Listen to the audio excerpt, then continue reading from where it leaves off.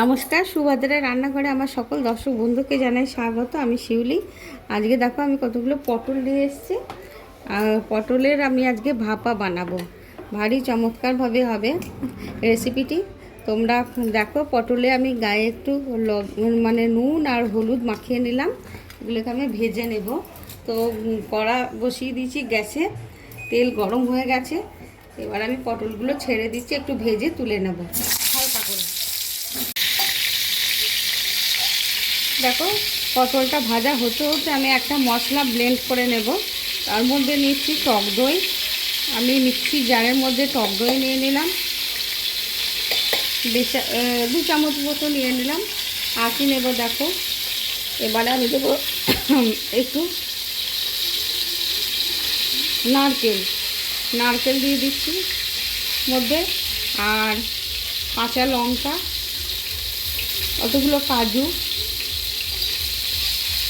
আর পোস্ত আর সর্ষে, এগুলোকে দিয়ে আমি একসাথে সব ব্লেন্ড করে নিয়ে আসছি।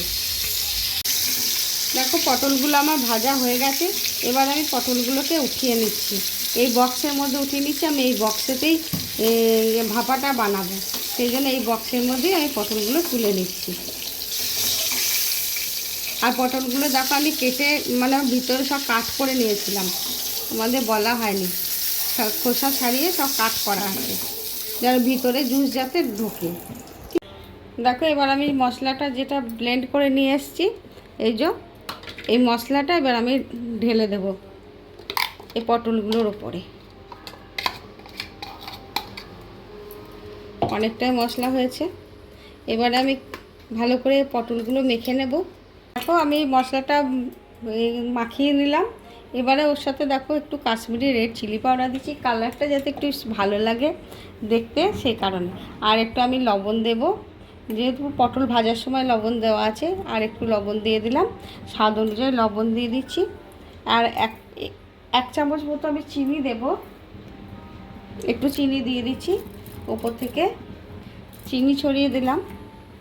এবার কি করব বলো তো, এবার উপর থেকে একটু কাঁচা সর্ষের তেল ছড়িয়ে দিচ্ছি। যেহেতু ভাপা, তো একটু সর্ষের তেল না দিলে এটা ভালো হবে না, ঠিক আছে। আর এবার 2টো পাকা লঙ্কা দিয়ে দিলাম।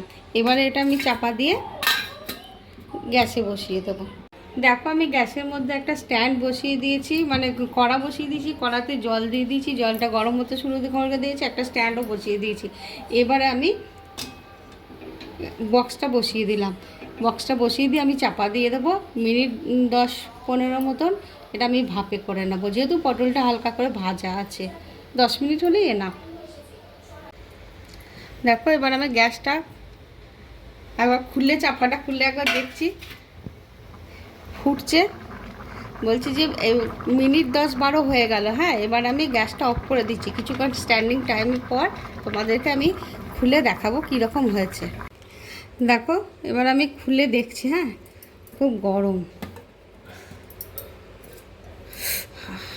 বাহ, ভারী চমৎকার হয়েছে। দেখো, দেখতে কি সুন্দর হয়েছে, অপূর্ব হয়েছে। তোমরা কিন্তু এভাবে অবশ্যই বানাবে, বানিয়ে খাবে, খেয়ে কিন্তু আমাকে কমেন্ট করে জানাবে তোমাদের কেমন লেগেছে। হ্যাঁ, আর আমি তোমাদের একটা তুলে দেখাচ্ছি। দেখো, আমার হাতে যা গরম লাগছে না, এই যে গ্রেভিটা দেখো, ভারী চমৎকার হয়েছে। হা হা হা হা, দেখেছো কীরকম নরম হয়েছে, তুলতুল করছে নরম। যাই হোক, গরম গরম ভাতের সাথে অপূর্ব লাগবে। তোমরা খাবে এরকমভাবে। আর খুব সহজ পদ্ধতিতে, আর খুব সামান্য কিছু উপকরণ দিয়ে ঘরে থাকা। যাই হোক, তোমরা বানিয়ে খেয়ে আমাকে জানাবে। তাহলে তোমরা সবাই ভালো থাকবে, সুস্থ থাকবে। তোমাদেরকে জানাই অসংখ্য ধন্যবাদ, অনেক অনেক ভালোবাসা। তাহলে আজকের মতো টাটা।